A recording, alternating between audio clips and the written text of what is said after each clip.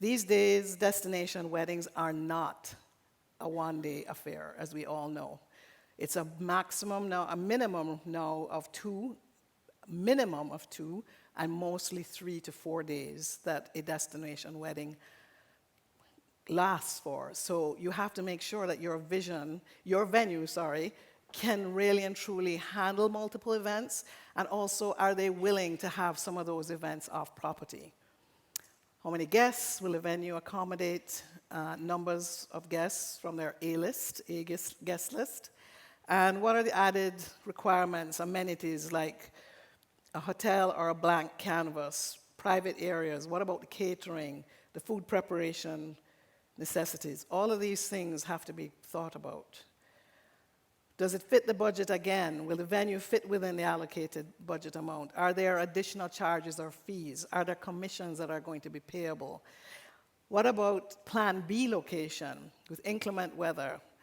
Will inclement weather play a factor? Will a location need an indoor option? Well, in the Caribbean, and I'm sure it is in most places, there's always a Plan B, no matter what. The weather is, I think, the only thing that wedding planners haven't got a handle on quite yet. It's coming soon. And what about the date? Are dates flexible? Is there a second choice date? Because this is also something that you should know, that if you're getting, stop blocks of what you're trying to get for that date, I always ask, okay, if we cannot get everything you want, is there a second date that will work? Well, then there's a thought about what are all the options for venues. Sorry, I think I went too quick. The world is definitely so amazing to be able to work in so many places with so many different options, so magnificent views, which is what the brides are looking for. So then we need to talk about getting to know the venues, scouting them. You really need to view the venues in depth, is my recommendation. You meet your vendors, you need to create relationships that you feel comfortable in. Ensure there's a flawless plan with full knowledge of the property. Know the laws and regulations of the destination. Because you certainly don't want someone arriving and there's a regulation or they can't pass custom or whatever it may be. You really cannot recommend a destination until you know it inside out.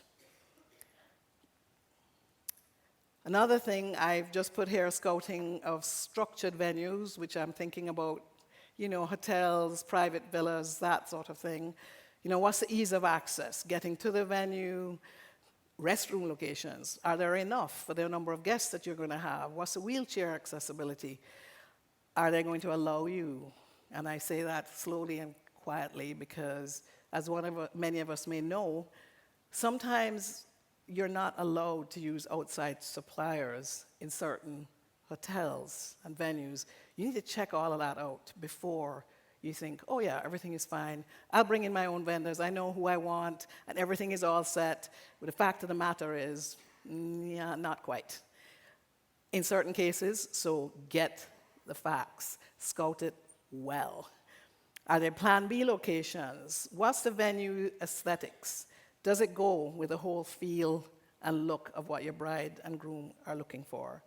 What's their decor style within the venue? Are there multi-event options? Will they allow you to use different spaces within the hotel? Their capacity, obviously, and also their service staffing is another big thing to think about. Do they have enough staff to provide the level of service that your bride and groom and their families are looking for? That's extremely important.